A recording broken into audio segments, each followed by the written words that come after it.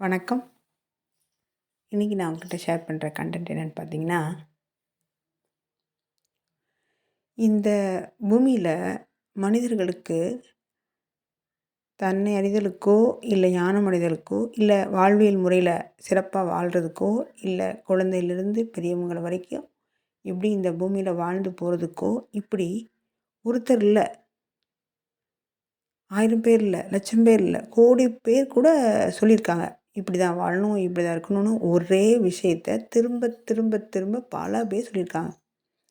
ஆனால் நம்ம மனம் ஏன் கேட்க மாட்டேங்குது? நம்ம ஏன் ஒரு விஷயத்த இவ்வளோ தடவை கேட்டாலும் நம்மளால் ஞாபகம் வச்சுக்க முடியல? இது இந்த பூமியோட ஃபால்ட்டா? இந்த அந்த தன்மையா? இல்லை மனசோட தன்மையா? இல்லை இப்படிலாம் தெரிஞ்சு தான் நமக்கு அப்படி ட்ரெயின் இத்தனை பேர் சொல்ல வச்சுருக்காங்களா? நல்லா யோசித்து பாருங்கள். இது ஒரு காரணம் இருக்கும் கண்டிப்பாக, இல்லைன்னுலாம் சொல்லலை. ஆனால் இந்த மகா கிருஷ்ணர் வந்து அர்ஜுனன்கிட்ட தேரோட்டியாக வரும்போது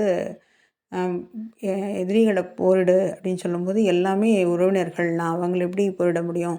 அதுவும் என்னோடய ரத்த பந்தங்கள், சொந்தங்கள் அப்படின்னு சொல்லுவார். எல்லாம் தாய்மாமா, தாத்தா அப்படி இப்படி உறவை போய் நான் எப்படி வந்து போரிடுவேன் எதிர்த்து எதிரியா அப்படின்னு சொல்லுவார்.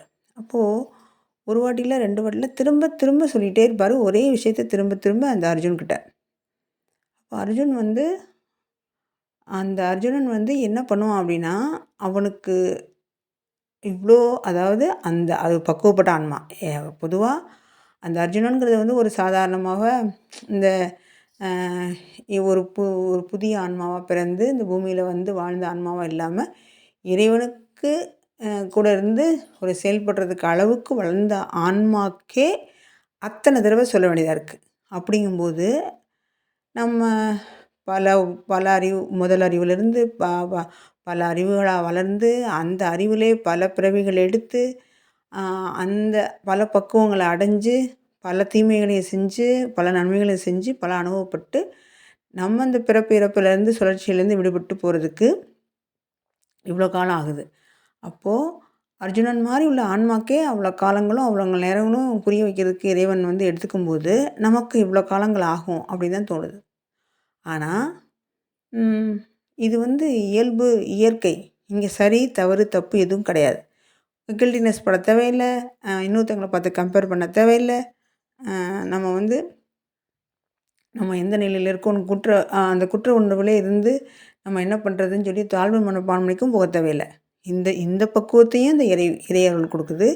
சேம் டைமில் நம்ம வந்து வளரலைன்னா என்ன துன்பத்துக்கு போடுவோம், தன்னை அறிதல் நடக்கலைன்னா அந்த பூமியில் வந்து நம்ம யாருன்னு உணராமல் போயிட்டோம்னா நமக்கு இருக்க தன்மை என்னன்னே தெரியாமல் ஒரு மாயையிலே ஒரு கற்பனை உலகத்திலே வாழ்ந்து அந்த இலூஷனில் மாட்டிக்கிட்டதோடு இல்லாமல் அந்த எது உண்மைங்கிற உணராமே நம்ம போயிடுவோம். அப்படிங்கிறத நமக்கு உணர வச்சு நமக்கு புரிய வச்சு நம்ம அறிவுக்கு ஏற்ற மாதிரி நம்ம ஒரு புத்திசாலித்தனத்துக்கு ஏற்ற மாதிரி நம்ம ஆன்மாவோட வளர்ச்சிக்கு ஏற்ற மாதிரி நம்மளை கொஞ்சம் கொஞ்சமாக வளர்த்து நம்மளை வந்து ஒரு மேல்நிலைக்கு கொண்டு வந்து அதுக்கப்புறம் முழுமை பெற வைக்குது. இது வந்து கொஞ்சம் ஒரு நிலை ஒரு நிலை உணர்ந்தவங்க, ஒரு சோல் வந்து ஒரு முதிர்ச்சி அடைந்த சோலுக்கு வந்து தெரியும். எப்போன்னா ஃபஸ்ட் ஸ்டாண்டர்ட் படிக்கிற பிள்ளைக்கு ஏபிசிடி எழுதுறதுனாலே என்னமோ பெரிய இமாலய ஒரு சாதனை மாதிரி தெரியும். அதுவும் ப்ரீகேஜி படிக்கிற பிள்ளைக்கு ஏபிசிடி போடுறது குதிரை கொம்பாக தான் இருக்கும். ஏவை இந்த பக்கம் தலையில் போடுவோம், பியை இந்த பக்கம் போடுறதுக்கு போல் இந்த பக்கம் போடுவோம், சி இந்த பக்கம் போடுவோம். இப்படிலாம் போட்டுட்டு அம்மா சொல்லுவாங்க. அம்மாவுக்கு இதை சொல்லிக் கொடுக்கும்போது எப்படி இருக்குன்னா ரொம்ப சாதாரணமாக தெரியும் இல்லைங்களா? நல்லா யோசித்து பாருங்களேன். அதே மாதிரி தான் முதிர்ச்சி அடைந்த சோலுக்கும் முதிர்ந்த இளம் பேபி சோலுக்கும் உள்ள தன்மைக்கும் இதான். ஒரு குழந்த பிறந்தப்போ எதுவுமே தெரியாது, வளர்கிற மாதிரி தான் இங்கே எல்லாமே. இதுதான் இந்த பூமியில் வளர்ந்துருக்க முடியுது. அப்போது இங்கே நம்ம வளர்ந்துட்டோம் அப்படின்னா நம்ம பெரிய ஆளும் கிடையாது, வளராதவங்க பெரிய சின்னவங்களும் கிடையாது. இங்கே எல்லாமே சமம்தான். எல்லாருமே லேர்ன் வந்திருக்கோம். ஆனால் இதில் இங்கே கூட வந்து இந்த ஏற்றத்தாழ்வு, மனப்பான்மை, தன்மை, அப்புறம் இந்த புரிதல் இல்லாத தன்மை, அப்புறம் வந்து பொறாமை, இந்த 6 சொல்லுவாங்களா, மதம், ஆச்சரியம், மோகம், காமம், இந்த மாதிரி தன்மையில் மாட்டிக்கிட்டு அதுலேருந்து விடுபட முடியாமல் தவிக்கிறது. இப்போ தற்காலத்தில் பார்த்திங்கன்னா, அந்த ட்ரக்ஸில் மாட்டிக்கிட்டு முழிக்கிறது, காமத்தில் மாட்டிக்கிட்டு முழிக்கிறது. இந்த மாதிரி தன்மையிலலாம் சிக்க வைக்கிறது நோக்கம் நம்மளை கரையேற்றி விடத்தான். இங்கே பாரு நீ பள்ளத்தில் இருக்க அப்படின்னு நமக்கு நமக்கு உணர வைக்கத்தான் இறைவன் வந்து வலியையும் துன்பத்தையும் அவமானத்தையும் கொடுத்து நமக்கு இந்த நிலையில் இருக்கோன்னு உணர்த்தி போதும் அப்படிங்கிற தன்மையிலேருந்து வெளியே எடுக்கிறாரு. வெளியே வந்தோடனே சரி இன்பம் தான் இருக்குது, இன்பத்தையும் நீங்கள் வச்சுக்கலாமா அப்படின்னா இன்பத்தையும் எடுத்து வச்சுட்டே இருக்க முடியாது. நீங்கள் எவ்வளோ பணம் இருந்தாலும் அதை சாப்பிட்டு உங்கள் பசியாற்ற முடியாது. எவ்வளவே பணம் வச்சுருந்தாலும் நீங்கள் இந்த பூமியில் போகும்போது இந்த பூமியில் அந்த பணத்தெல்லாம் மூட்டை கட்டி எடுத்துகிட்டு போக முடியாது. இந்த பூமிக்கு சும்மா வந்தோம், திரும்ப சும்மா போனோம். நடுவில் சும்மா இருந்தோன்னா நம்ம இயல்பாகவே சும்மா இருந்து முழுமையடைஞ்சிடலாம். இந்த சும்மா இருக்கிறது நம்மளால் இருக்க தெரியாதனால தான் ஏதேதோ பண்ணி ஒரு பெரிய இடியாப்ப சிக்கலை உருவாக்கிட்டு அந்த சிக்கலை அவிழ்க்கிறதுக்கே நம்ம வாழ்க்கை ஃபுல்லாக வாழ்ந்து கடைசியில் எது சிக்கல்னு தெரியாமே நம்ம இறந்து போயிடும். இதில் வந்து என்னென்னா நம்ம என்ன உணர்ந்துக்கணும் அப்படின்னா, இங்கே தன்னறிதல் தான் முக்கியம். நீங்கள் யாருன்னு உணர்ந்துறது தான் இங்கே முக்கியம். அதனால தான் நான் திரும்ப திரும்ப எங்கே பேசினாலும் எதை சொன்னாலும் நான் இந்த விஷயத்துக்கே வர வேண்டியதாக இருக்குது. அப்போது நம்ம வந்து இந்த மனம் அப்படிங்கிற தன்மையை நம்ம எப்படி கொண்டு போகணும், இந்த உடலுங்கிற தன்மையை எப்படி பதப்படுத்தி கொண்டு போகணும், அதே மாதிரி இந்த ஆன்மாவை எப்படி பதப்படுத்தி கொண்டு போகணும். இந்த 3 செயலையும் செய்யும்போது நம்ம எண்ணம், சொல், செயல் இதுவும் ஒரு அலைனுக்கு வந்துடுது.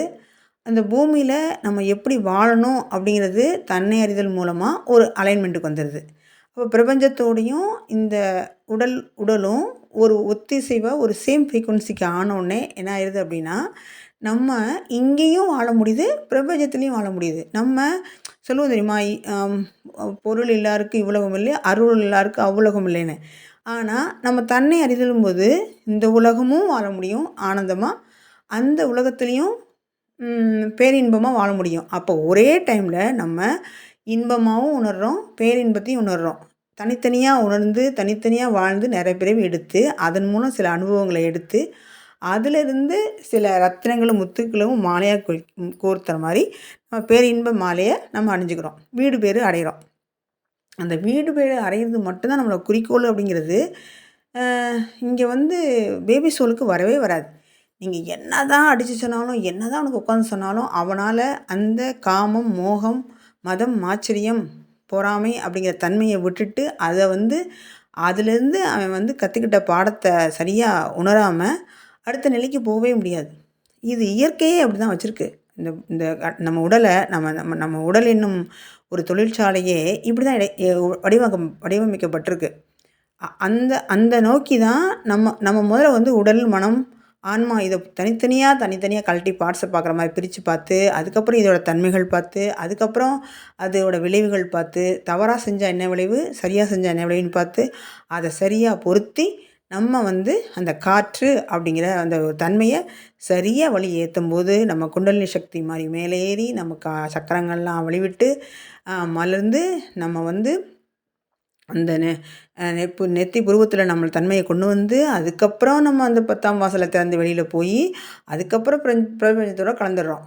அது சமாதி நிலையை அடைஞ்சிடும். அப்போது இருக்கும்போதே நம்ம சமாதி பழகினா மட்டும்தான் நம்ம இறந்து போனதுக்கு அப்புறமும் அந்த சமாதி பழகிறது ரொம்ப ஈஸியாக வரும். அப்போ ஏங்க நான் இருக்கும்போதே சமாதி பழகணும், இருக்கும்போதே ஏன் பழகணும்னா அந்த வீட்டுக்கு போய் அந்த வீட்டுக்கு போகிறதுக்கு ஒரு வழி தெரிஞ்சால் மட்டும்தான் நம்ம வீட்டுக்கு நிஜமாகவே போகிற காலம் வரும்போது நமக்கு வழி தெரியும்.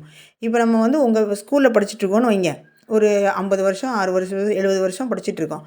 நம்ம வந்து நம்ம வீடை மறந்துட்டோம். நம்ம அடிக்கடி போயிட்டு இருந்தால் நம்ம வீடு ஞாபகம் இருக்கும். நம்ம ஒரு தடவை வந்து மறந்துட்டோமா, அப்போது நம்ம வீட்டுக்கு போகிறதுக்கு பாதையே தெரியலனா திரும்ப எப்படி நம்ம வீட்டுக்கு போக முடியும்? அப்போது நம்ம வீட்டுக்கு போய் மனசால், அதாவது உடலால் எடுத்துகிட்டு போகாமல் நம்ம வீட்டுக்கு போய் மனசால் எடுத்து போய் பழகி நம்ம நிஜமாகவே ஒரு 75 வயசு 80 வயசு ஏன் 90 வயசில் இல்லை 100 வயசில் கூட நம்ம நம்ம உண்மையான வீட்டுக்கு போகும்போது நம்ம பாதையை சரியாக கண்டுபிடிச்சி போயிடுவோம். யாரும் வழிகாட்ட வரணும், எங்கேயோ தப்பான பாதையில் போய் நம்ம குழம்ப மாட்டோம், எதுவுமே செய்ய மாட்டோம். இதே தான் நம்ம உடல் ஆற்ற தன்மையிலையும் இதே நடக்குது. அப்போது நம்ம வந்து பழகணும், பழகினா தான் நம்ம வீட்டுக்கு போகிறதுக்கு ஞாபகம் இருக்கும். இங்கே பழகுறோம் இல்லைங்களா, இங்கே பழகுறோம்ல, உங்கள் ஃபோன் நம்பரை பழகிக்கிறீங்க. உங்கள் அப்பா அம்மா வந்து இப்போ வந்து இந்த பூமியில் ஏன் மறக்கலை அப்படின்னா நம்ம அவங்கக்கிட்ட கூட இருக்கும் நம்ம வந்து மறக்காது. இதே பாருங்கள், ஃபஸ்ட் ஸ்டாண்டர்ட் கூட படித்த பொண்ணு மறந்துடும். அதே மாதிரி தான் இங்கே பழகணும். மனதை பழக்க